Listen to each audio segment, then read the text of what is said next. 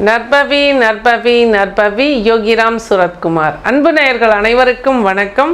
வாழ்க வையகம், வளர்க விவசாயம். ஆண்டாள் நாச்சியார் திருவடிகளே சரணம். நற்பவி.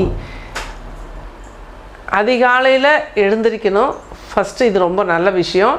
எல்லாருமே இந்த பிரம்ம முகூர்த்தத்தை உங்கள் வாழ்க்கையில் தவற விடக்கூடாது. ஏன்னு பார்த்தீங்கன்னா, உங்கள் வாழ்க்கையில் என்ன கஷ்ட நஷ்டங்கள் இருந்தாலுமே அதையெல்லாம் நிவர்த்தி செய்யக்கூடிய ஒரு நேரம் அப்படின்னு பார்த்தீங்கன்னா, உங்களுக்கு நீங்களே ஒரு செல்ஃப் ஹீலிங் மாதிரி இதை பண்ணிக்கிறதுக்கு உகந்த நேரம் அப்படின்னு பார்த்திங்கன்னா நம்மளோட இந்த பிரம்ம முகூர்த்தம் நம்ம சொல்லலாம். இதுலேயும் கூடுதலாக ரொம்ப கழுத்தை நெரிக்கிற பிரச்சனையாக 3:30 to 4:30 3:30 to 4:15 அப்படிங்கிறது ரொம்ப சிறப்பு வாய்ந்த டைம். அந்த டைமில் எழுந்திரிச்சு குளிச்சுட்டு நீங்கள் வீட்டில் ஒரு தீபம் ஏற்றி வச்சுட்டு வெட்ட வழிக்கு போயிட்டு பிரபஞ்சத்தை பார்த்து உங்களோட சங்கல்பத்தை வைங்க.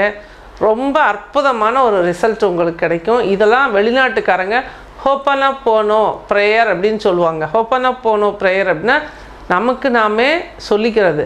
ஐ am sorry, please forgive me, I love you, I thank you அப்படின்னு சொல்லி யூனிவர்ஸ்கிட்ட ப்ரேயர் பண்ணுற ஒரு வித்தை. இது போல் சொல்லும்போது நம்மளோட கர்மா படிப்படியாக குறையிறத நம்ம கண்கூடாக பார்க்க முடியும். இதை ஹோப்பனப்போனோ ப்ரேயர்னு சொல்லுவாங்க. வாய்ப்பு இருக்கிறவங்க பயன்படுத்துங்க.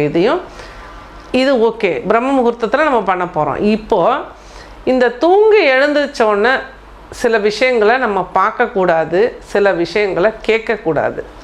குறிப்பாக இதுலேயும் பார்த்திங்கன்னா, நீங்கள் தூங்குறது தெற்கு பக்கம் தலை வச்சு வடக்கு பக்கம் கால் நீட்டி படுக்கணும். இது என்னென்னா வட துருவம் தென் துருவம் அப்படிங்கிறது இருக்குது. அதெல்லாமே அந்த வடக்கு பக்கம் நம்ம சப்போஸ் தலை வைக்கும்போது நமக்கு தலைபாரமும் அந்த நார்த் எனர்ஜி நமக்கு அதிகமாக கிடைக்கும்போது உடல் நலத்தில் சில பாதிப்புகள் வரும். அப்படிங்கிறதுனால தான் பெரியவங்க சவுத்தில் தலை வச்சு படுக்கணும்னு சொல்லியிருக்காங்க. அதனால் இது தூங்குகிற ஒரு முறை.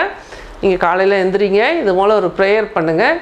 கூடுதலாக உங்களோட மொபைலில் உங்களோட வீட்டில் அதாவது கடிகாரம் வச்சுருந்தீங்கன்னா இதில் எல்லாம் நீங்கள் ஒரு சவுண்டு ரெகுலராக வைங்க. இது மணி அட்ராக்ஷன், பணத்தை ஈர்க்கக்கூடிய ஒரு சத்தம்.